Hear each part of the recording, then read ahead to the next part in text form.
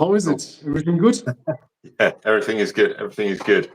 We went out on Tuesday to dive. We're looking for this American wreck called the Tampa.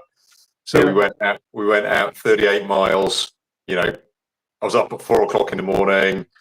Went out for 3 hours. We dived it. Turned out to be a Danish freighter that was sunk in 1976 with a cargo of herring. It's like, Yeah, I saw that. Yeah. there was just blue barrels everywhere. But hey, there we go. It is what it is. But yeah, so it was a long day and not a particularly great ending, but quite funny anyway. Yeah, I know these. So the best one we ever had like this, but it was the opposite direction. I used to dive a lot in Greece with a couple of friends.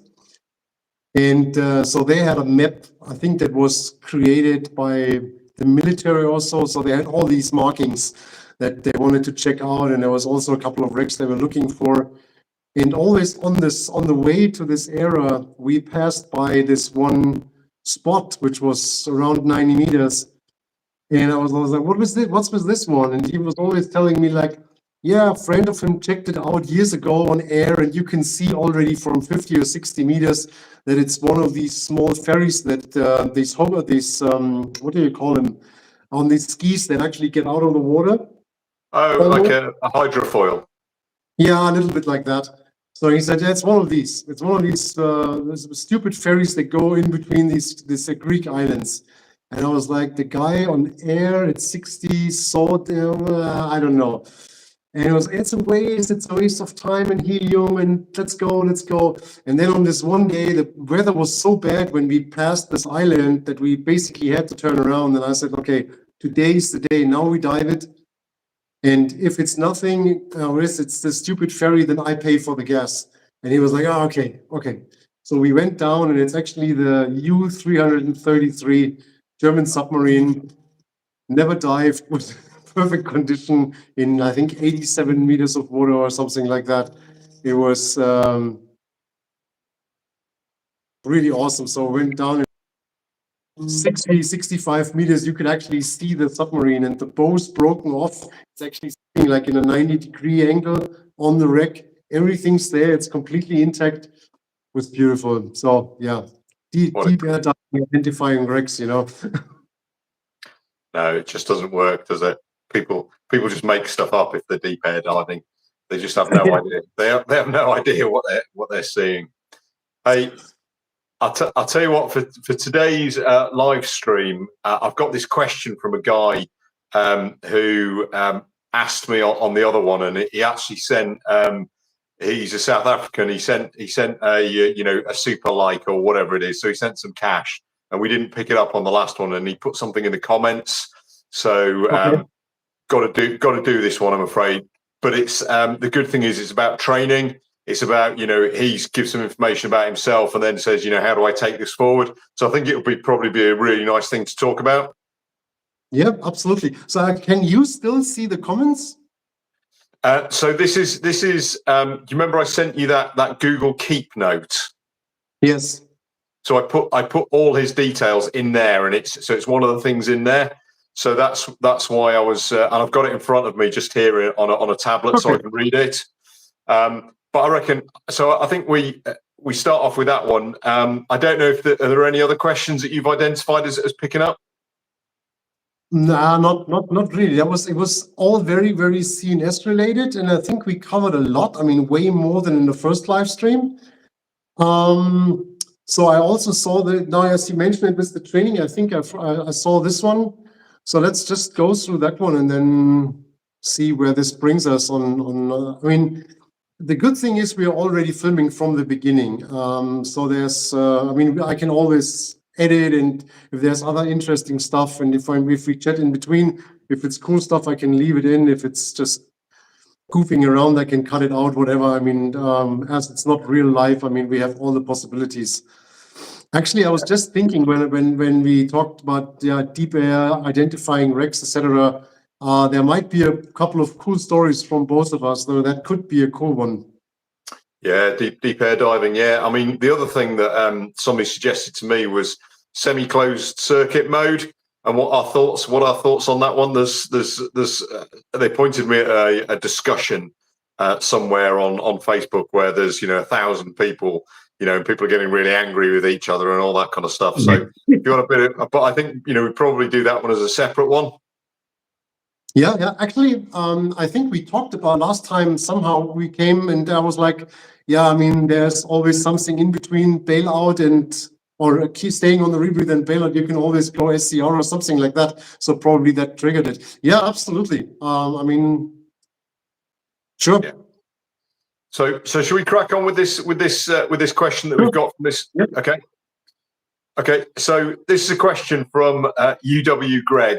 And I promised him before the last live stream that we would answer it, and I didn't bring it up. So I'm really sorry to you, UW Greg, but we're going to cover it now, and it's a lot about training. So I think it'll be really interesting for a lot of people who are probably starting to think about how they move forward. So you really kindly gave me your background, which is that you're a recreational diver, healthy, early 30s. You've done a load of kind of training already. You've got the 40-meter ticket. You've done nitrox and dry suit, and you've done a twin set course or doubles. I guess in some terminology. You've got 140 dives. You started in Asia, did about 30 dives out there. Then you had a break until 2019. You've done about 25 dives in Canada. And then 90 dives in lots of nice places like Costa Rica, Egypt, Madagascar, Mozambique, South Africa, and Thailand. So it sounds as though UW Greg has got a really interesting diving CV there, doesn't it? Yeah. So he's done a whole load of stuff. But what he wants to sort of talk about is where he goes from here, and he's talked about some sort of fundamental skills courses, and he's mentioned the ISE / or GUE, the kind of fundamental foundation type courses. He's talked about recreational rebreather diving with a suggestion that the Dive Go might be a useful one, and then he's obviously talking about going deeper into mixed gases, deco, all that kind of stuff with some maybe rec / cave. So basically, that's pretty much everything, isn't it? And his question to us, and I'm going to start, I think, with yourself, because I mean this is more your bread and butter really than mine. It's what order of courses would you recommend? How should he proceed from here? And also, one of the things he's asked about is whether he can chain courses. Can he go from one course to the next course to the next course? And if not, what sort of ballpark, how much experience should he get before he goes on to the next one? So I hope that's a load of questions there. Yeah. So, I mean, generally speaking, I think he's in a good spot to go deeper into technical stuff. So he gained quite a bit of experience in various environments, dry suit, nitrox, etc. So the basics are there. So to be able to answer what would be the logic next course, the question would be, where are the skills? So a diver with this amount of experience and the number of dives can be like the right training needs like a skill refinement, at least in my opinion. So that would be, if it's ISE, it would be the ISE foundations, or if there's other organizations that I forgot the name about, it would be a fundamentals. And so if you lack these skills and you go, let's say, in a level 1 course or in a cave 1 course, etc., it's a little bit like trying to dance without being able to properly walk, if that makes sense. So you just need to be able, so trim, buoyancy, and finning techniques should be second nature. So you should be able to swim backwards. You should be able to position yourself stable in the water without drifting, turning, swimming around. And that's something that you can check with your bodies by yourself. So you have two people in front of each other, facing each other, and you try to run through whatever procedure, switching regulators, taking off a mask, sending up an SMB, something like that. And if you're not able to stay in that position and you start like, oh, there's this guy in front of me, and you start to maneuver around and swim a circle and are all over the place, then that's something that needs to be fixed. And that's basically what these courses do. And then, I mean, obviously there's more. Yeah? I mean, if you're not in proper trim, I mean, how do you want to position yourself? Because you're always kicking up or sinking down. So that means you have to be in proper trim. That means you have to be able to control your buoyancy, and then positioning yourselves without fanning with your hands means you need the propulsion techniques. So all of this is tied together.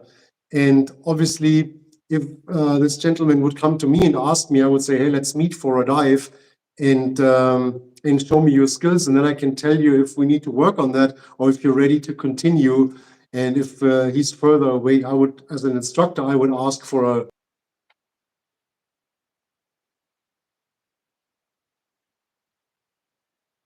if you can do that, and then show me the video, and I can tell you if you're ready or not. So that would be the next step from my perspective. And then it really depends. You need to figure out where he really wants to go. I mean, I heard something deep technical, I heard wreck, I heard cave. So of course you can combine all of that, but regarding classes, you need to start somewhere, right? And that would, for me, would be get the right gases, learn about decompression, learn about how to go deeper, how to use stages, and that would be an Explorer level 1, at least with us. And then I would start to get a bit more specific into these niches, like, okay, now go into cave or wreck or whatever. So think about penetration, but then you already have your tools, like being able to dive with a stage and work with line, etc. So it's probably the best way to progress into that, at least my opinion. So let me know how you see it. So I'm guessing he's in South Africa, by the way, or okay. Southern Africa anyway. UW Greg. So you know, I don't know what the infrastructure is like out there. I don't know what the level of instructors are or anything like that. But my personal opinion is, you know, you've got to a good level of diving, UW Greg. You've done it all over the world. You've got all these nice you know, all these nice qualifications. You've got a decent experience. If you want to go into a rebreather at some point in your future, I would say don't bother messing around. Just get onto a rebreather now. And then once you're on the rebreather, you know, and because you're going to have to relearn a whole load of stuff, and it's going to be a bit different and all those kind of things. But for me, the time, do all that stuff that we've just talked about, do it on a rebreather, because it is going to be different, and you are going to, you know, your muscle memory will be different and all those kind of things. And rather than trying to get that on a open circuit stuff and then translate it onto a rebreather, I mean, that does work and it is helpful, but it is different. Just get on a rebreather and then go and learn all that stuff. And you'll also, at the same time, you'd be building your rebreather experience and skills and knowledge up whilst learning all this other stuff as well. And the two, for me, will work together and help each other. And I guess the next part of your question is, you then want to take, you know, I'm guessing your rebreather stuff and go deeper, which I think will be handy, because by the time you've done all that other stuff, you will have, you know, quite a high level of experience on a rebreather. You'll have done, you know, whatever the minimum hours are for mod 2, or, you know, whichever agency you go down that route. And I think that will prepare you well for mod 2, because mod 2 is all about lots of things we've talked about already. Stage decompression. It's about you know, understanding stage handling. It's about understanding, you know, breathing different gases and all that kind of stuff. So that's my kind of personal view. The time to go into a rebreather is always, well, pretty much always now. So, I forgot about the rebreather in this list of things that you wanted to do, but of course, yeah. I mean, if the rebreather is also a goal, then with 140 dives and the experience that he has from what he wrote, I agree. Go to the rebreather now, and then all the things that are listed, you can of course do in a rebreather. So that makes absolute sense. Yeah, fantastic. So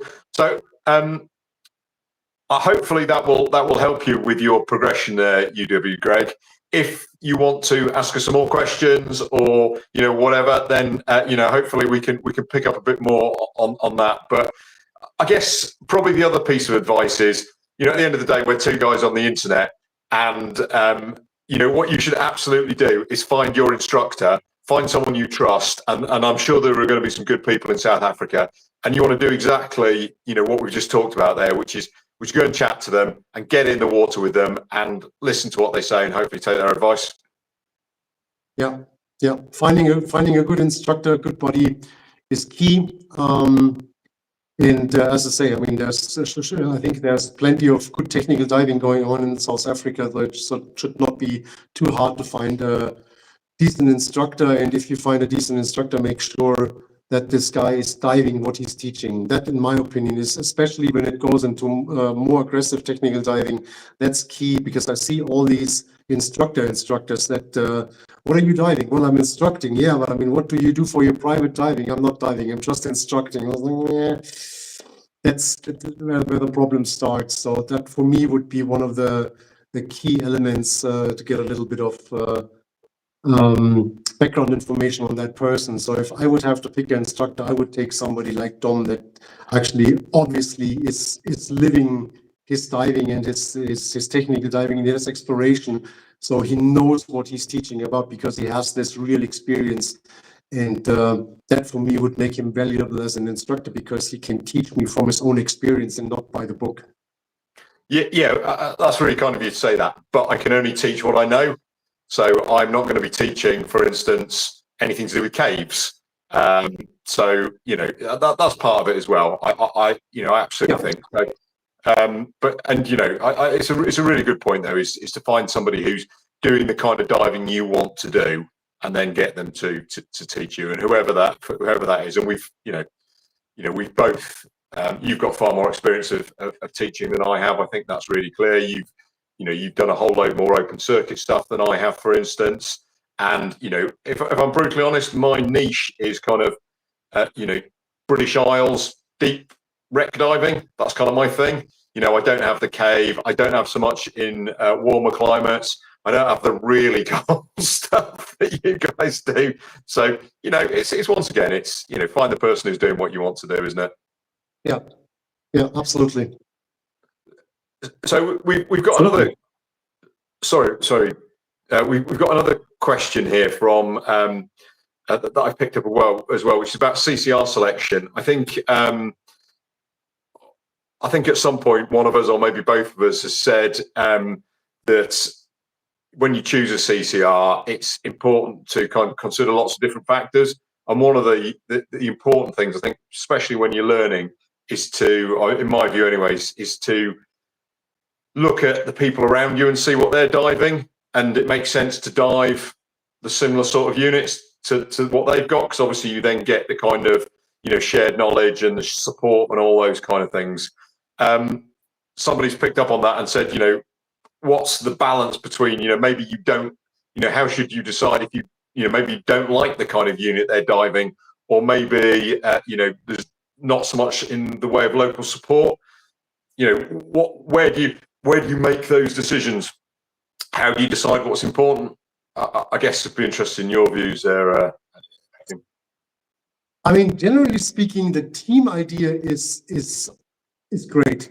So we also did that in open circuit diving. So I mean, you go on an expedition, so everybody having the same rig, one set of tools, all the same spare parts, interchangeable parts. That's always a great decision. Doesn't mean if it's regulators, scooters, rebreathers, so all of that stuff. I mean, always thinking about remote. I mean, if you're sitting in the Bikini Atoll and the counterlung of your rebreather is broken and you have to dive open circuit, that really sucks, right? So if there's 10 people all diving the same rebreather and there's sets of spare parts, I mean, then it's really easy to help each other. I mean, generally speaking, I think you need to make a decision in what direction you want to go. So clearly, I'm always, I mean, as we know, I really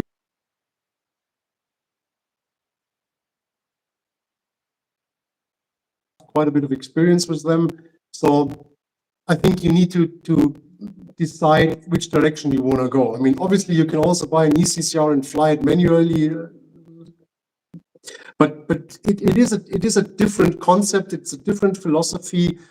And I mean, if you come up or you come from an environment, and actually I have a real life example for that. I had a good friend of mine who unfortunately passed away a couple of years ago. But he started rebreather diving with me. So he was diving in MCCR and he was happy with it and everything was good. And then he moved to the Emirates. And just give me a second. There's somebody's telling me that we are live on my channel. Let me just check that.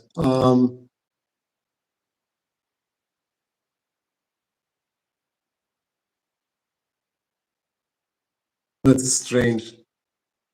It doesn't matter. Okay. So, and then he moved to the Emirates and he met a group there that was doing deep wreck diving and they were all diving inspirations. And so they never really matched. And in the end, he kind of converted into the ECCR thing because he was always like the outsider. But at the same time, he was never really happy about it. So I think it really depends on which environment you dive and what the people are around you. And most probably it's the people that bring you to, I mean, you're diving with a group and you're the guy without a rebreather and you feel like you need to upgrade something. I think that's more like a natural thing because the people that you dive with will influence this decision anyway. So for example, all the people around me that dive with me regularly are diving Classic KISS.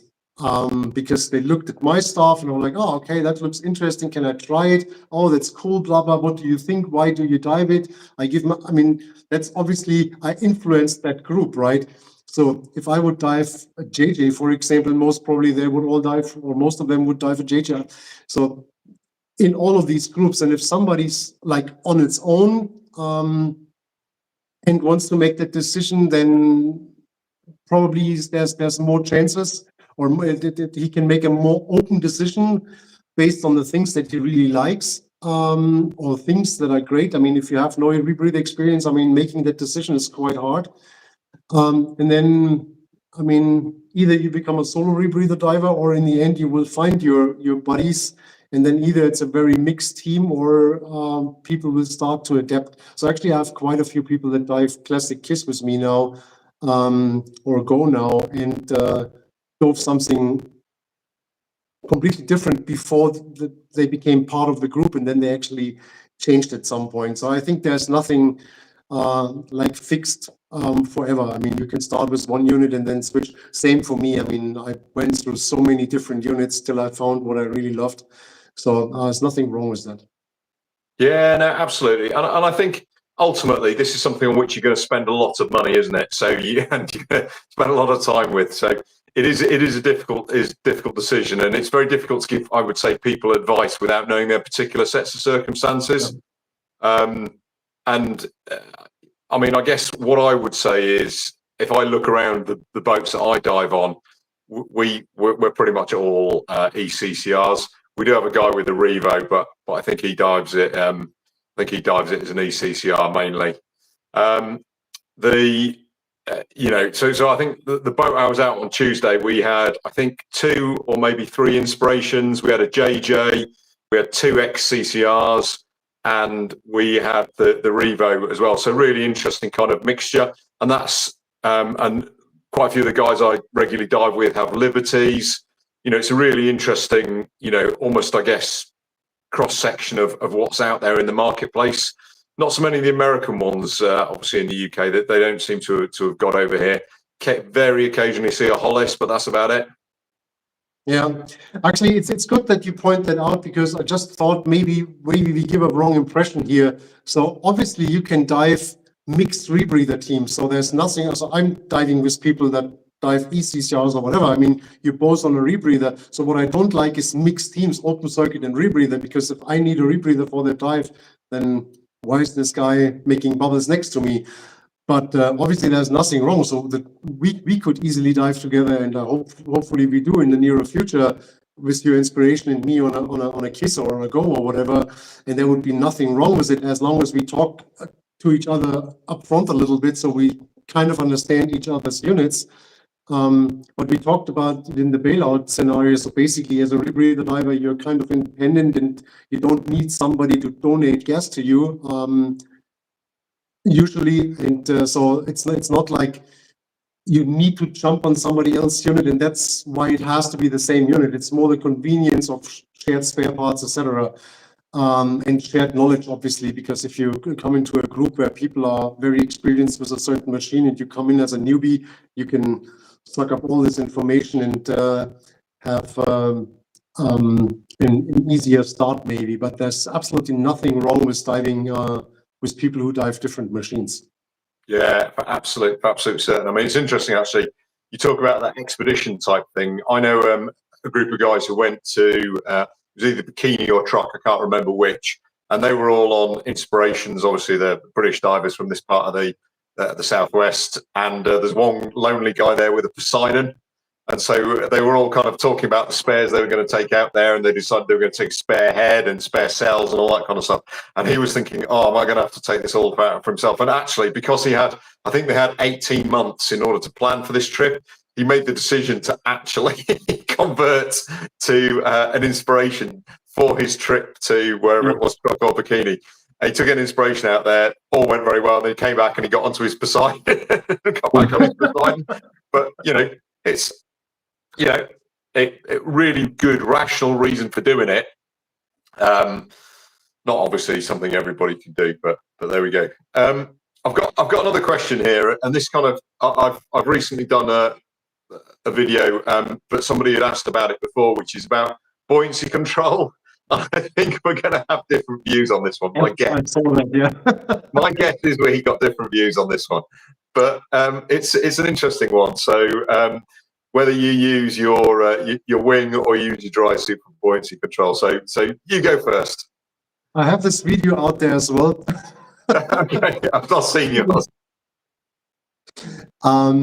Yeah, it's true. We have a different opinion on that, which, it's not a problem. Obviously, we both have no buoyancy issues, so that's proves that both of those work.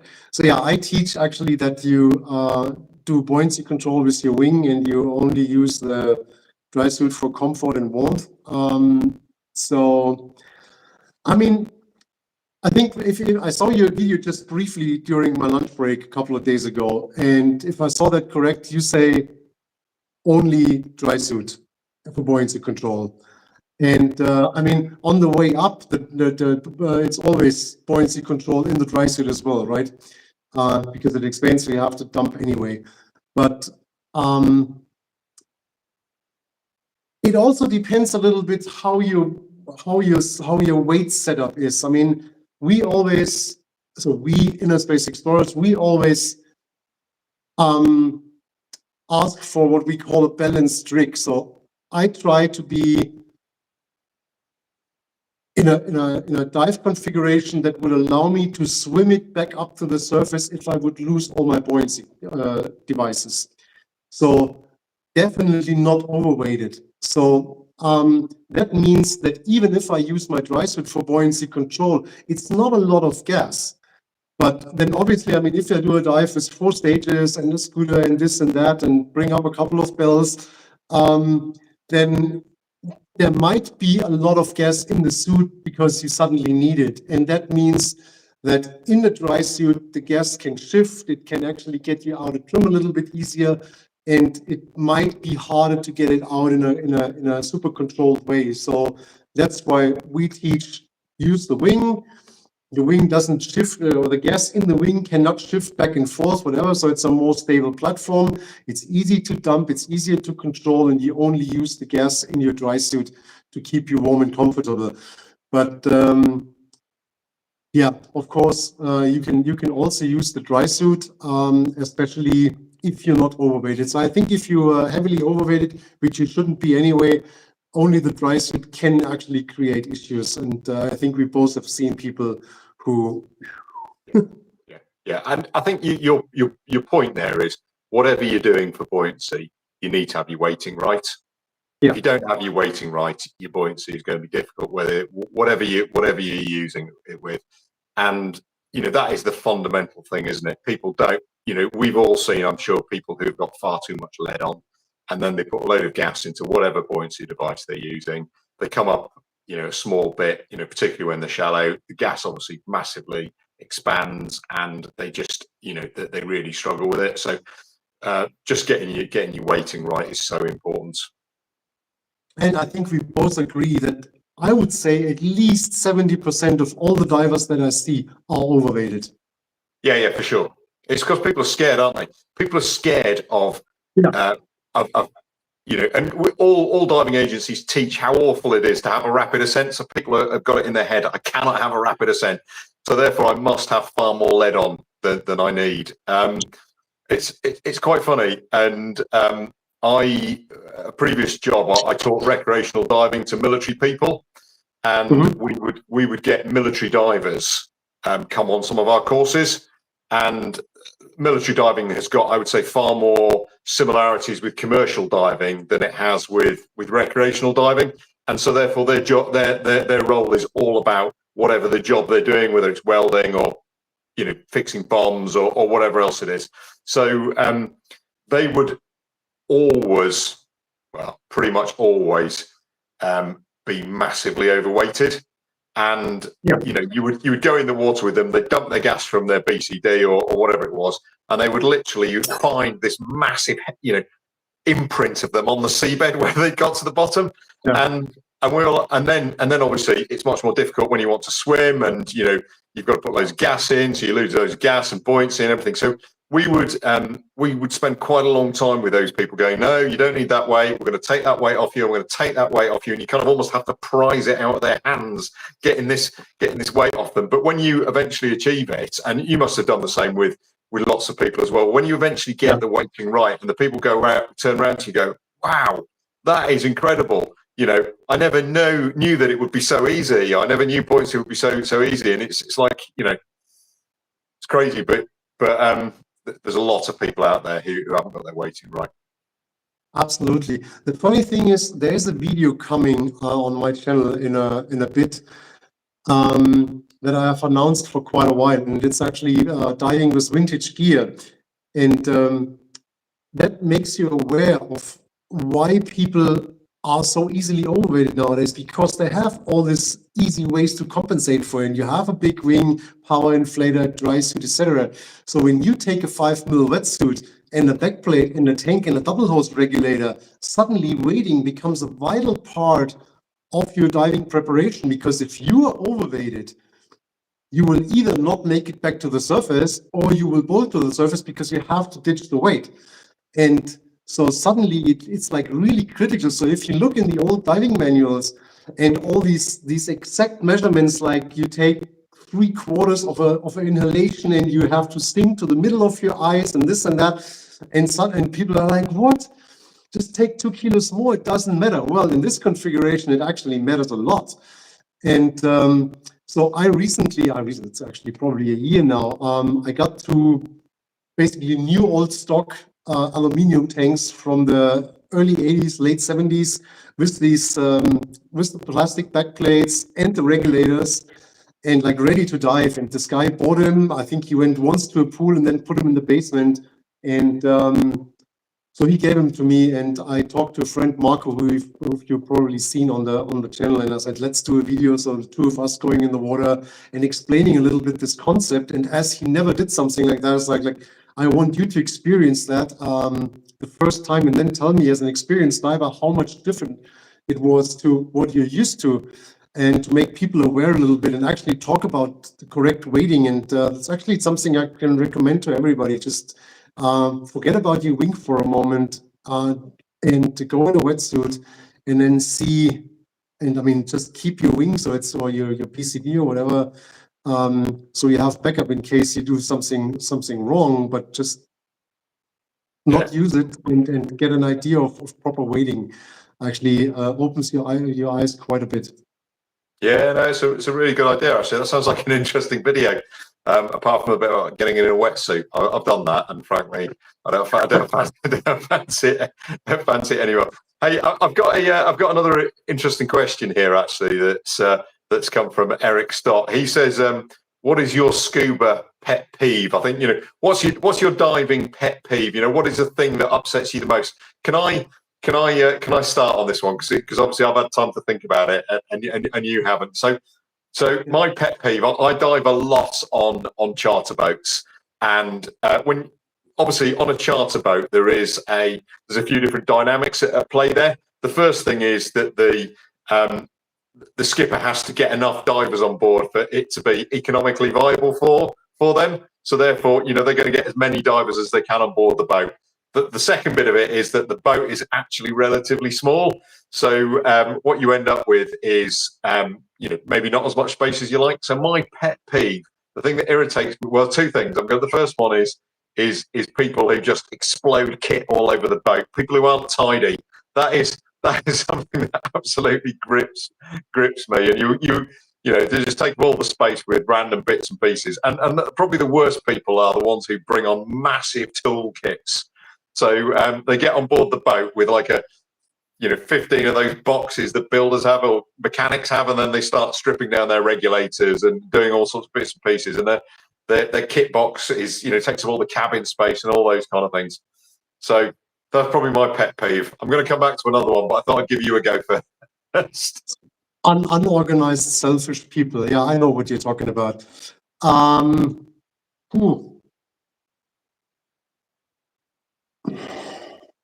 Mate, you're too good. You're too good. Nothing upsets you, clearly. Oh, no. There's plenty. I'm just trying to pick the right one. I mean, spontaneously, it's generally the lack of proper training today. So seeing so many new divers with bad initial training and therefore losing the interest in the sport, something that really makes me angry. And if it's more the annoying thing, then yeah, if you go somewhere and you have this guy with 100 dives that then tells the entire boat that he invented diving and tells you all the, and you're sitting there and you're like, please. And but I mean, yeah, that's just. But generally speaking, it's this lack of proper training, and that the diving industry became such a greedy wannabe dive money printing machine at all costs, and not realizing that there's still a certain responsibility for health and life of the people that you teach. That's something that really makes me angry. Yeah, no, fair enough. I'm gonna have a second. I'm gonna have one more as well, which is that people who are slow to do things.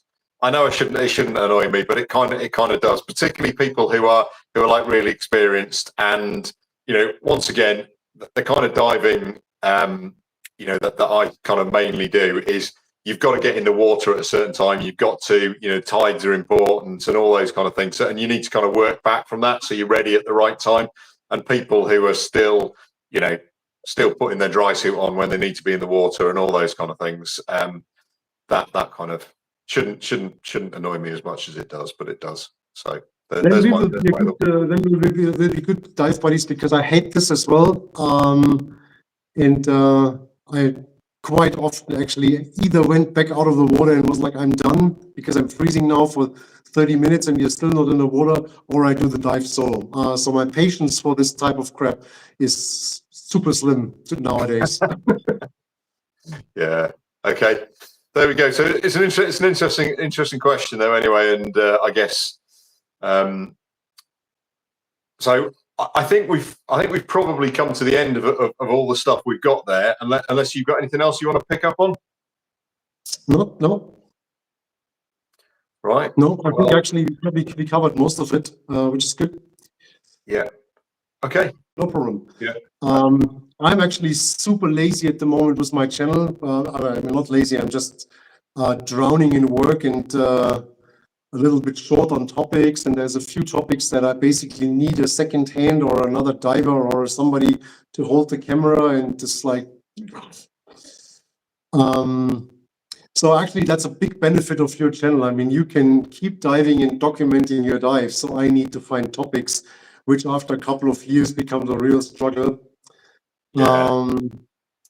And then obviously sometimes life gets in the way and work. And I told you I'm alone in my workshop, so I have a couple of things flying around there that actually yesterday I came home, I don't know, 1:30 or so in the morning.